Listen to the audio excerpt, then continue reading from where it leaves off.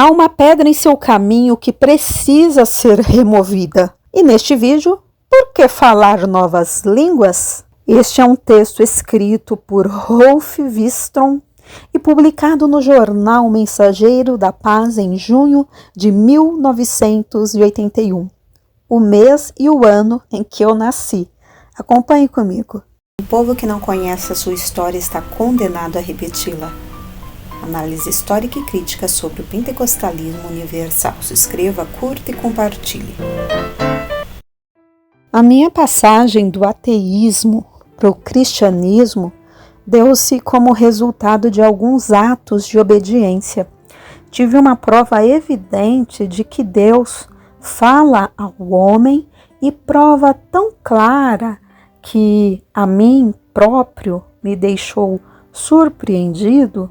Passei ao lado de grandes dificuldades intelectuais que antes impediam o meu acesso ao reino da fé. A minha fé foi totalmente edificada sobre tais experiências. Nunca pretendi obrigar-me a acreditar em coisas da Bíblia que eu não compreendia. Mesmo assim, o caminho que trilhava tornou-se-me claras muitas verdades da palavra de Deus. Sei, contudo, que coisas havia as quais eu não era capaz de explicar.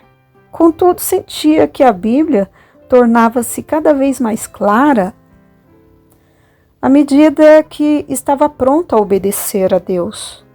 Mas ser cristão é mais do que a entrega da vontade, que a prontidão em obedecer.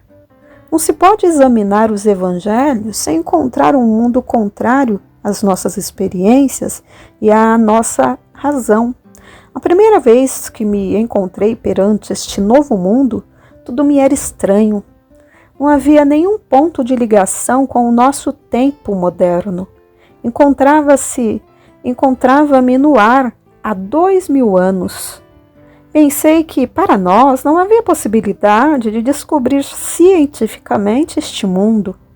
Defrontei-me com a exigência cristã de aceitar e crer em coisas que divergiam da minha razão, e eu não podia fazer isso. A culpa de não aceitar que Pedro tivesse caminhado por cima das águas não era minha. Se tivesse vivido na Idade Média, talvez me fosse fácil acreditar, porque então todos acreditavam nisso.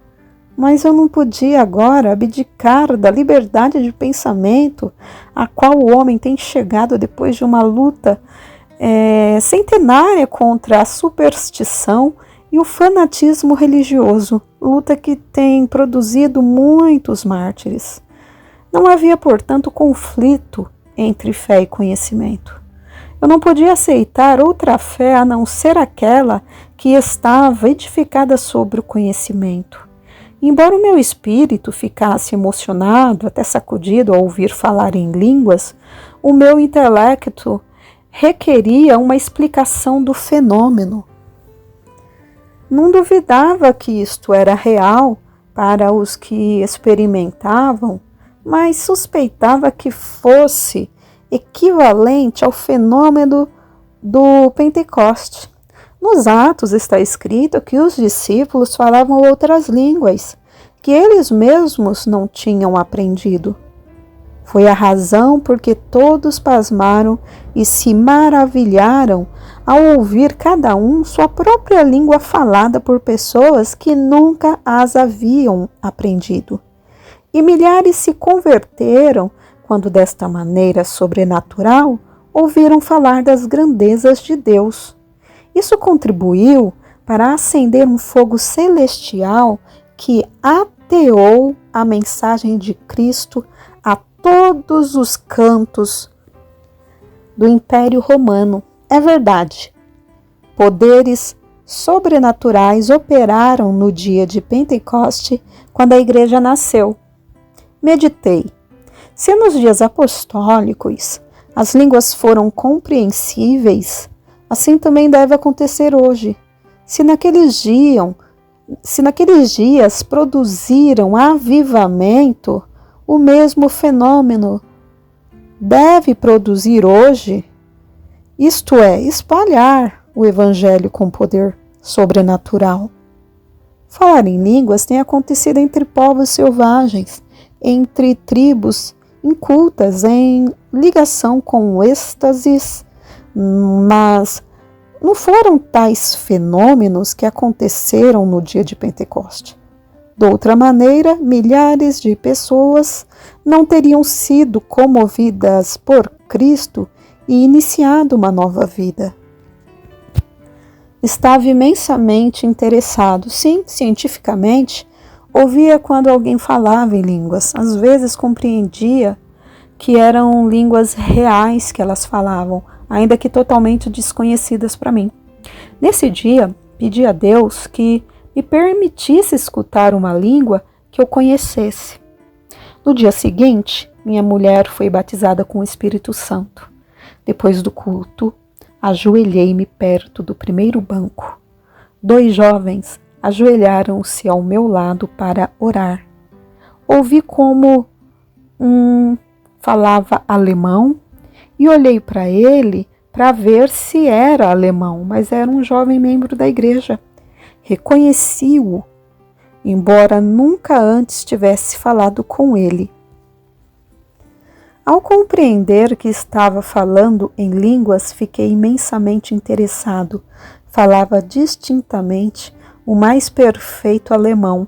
Não vi nele, aleluia, o mínimo de êxtase. Falava e louvava a Deus tão naturalmente como se o fizesse na própria língua, o norueguês.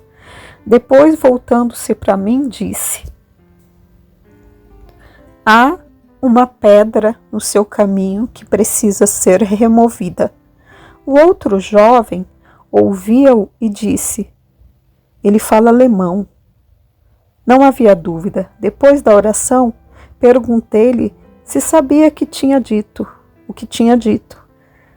Respondeu que tinha falado em línguas.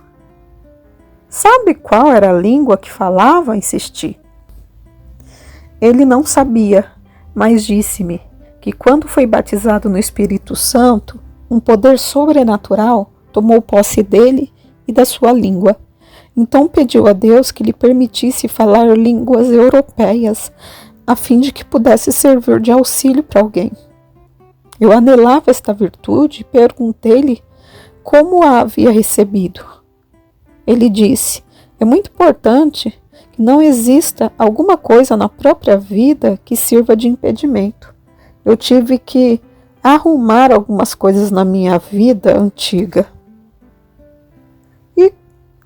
E o que tem feito há já anos, expliquei. Repetir.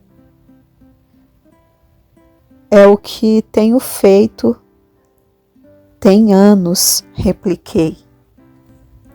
A sorrir e apontando para o peito, disse: tudo é de graça, está cá dentro. Esse jovem era mecânico e possuía apenas o exame do 1º grau. Nunca tinha estudado línguas.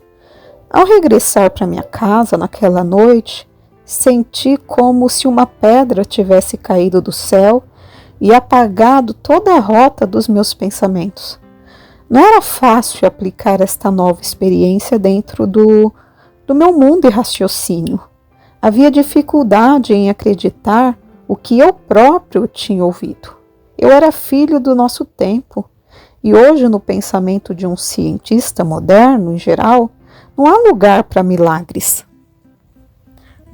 Nas escolas e universidades, somos ensinados a fazer o uso do raciocínio e da lógica, a encontrar a causa e efeito, a utilizar o nosso entendimento para determinar em que devemos crer ou não. Eu nunca tinha procurado unir esta filosofia com o que encontramos na Bíblia. Não podia negar nem afirmar os milagres descritos, mas agora era forçado a aceitar um milagre. Não se tratava de acreditar num mundo de fantasia, com duendes e papões que apenas existem na imaginação dos homens. Já tinha compreendido como o mundo bíblico é uma realidade e senti como se as fronteiras do meu entendimento se alargassem. Eu compreendi que a liberdade de pensamento que o homem moderno tanto aprecia é apenas uma liberdade relativa, uma liberdade limitada. Está cá dentro, disse-me o jovem que falara alemão sem ter aprendido nem jamais estudado essa língua. Nós temos o costume de dizer a mesma coisa apontando para a cabeça. É isto que faz a diferença. Nós só contamos com o que cabe dentro do cérebro, que por muito bom que seja, é limitado, mas apesar de ter o seu lugar predominante na nossa civilização, não podia livrar o mundo de guerras e desastres. Há outros poderes nos homens que são mais fortes e que dirigem o curso do mundo. Existem poderes malignos que querem destruir o homem, apesar do seu tremendo conhecimento e da sua desenvolvida inteligência. Mas a realidade é que, ao dispor do homem, há poderes salvadores, purificadores e libertadores. Foi com eles que entrei em contato ao receber a salvação. Transformaram a minha velha natureza, elevando os meus pensamentos do materialismo para o plano espiritual. Nos primeiros dias desta minha experiência, assentava-me sempre um pouco distante do jovem norueguês e o observava. Seus olhos brilhavam de gozo. Porque nada podemos contra a verdade, senão pela verdade. 2 Coríntios 13:8. Se inscreva, curta e compartilhe. Análise histórica e crítica sobre o pentecostalismo universal.